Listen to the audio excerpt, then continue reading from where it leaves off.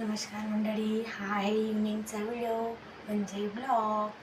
तर आता आपण म्हणजे मी झोपली होती, आता उठली आणि माझा हा फर्स्ट ब्लॉग आहे. ह्याच्या पुढे पण मी ब्लॉग टाकेल. माझं नाव आहे कविता पाटील आणि माझं IT चं नाव आहे दुसरंच असेल तर मी तुम्हाला नेक्स्ट व्हिडिओमध्ये सांगेलच.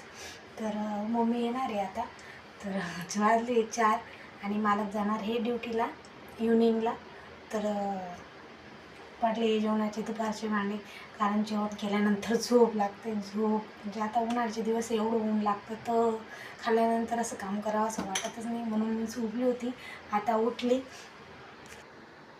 बघा एवढे भांडे पडले, आता बघू हे मालक झोपले होते. इव्हनिंगला जायचं होतं मालकांना म्हटलं उठा लवकर, आंघोळ करा आणि तयारी करा, कारण पोरांना आपल्याला घ्यायला जायचं आहे.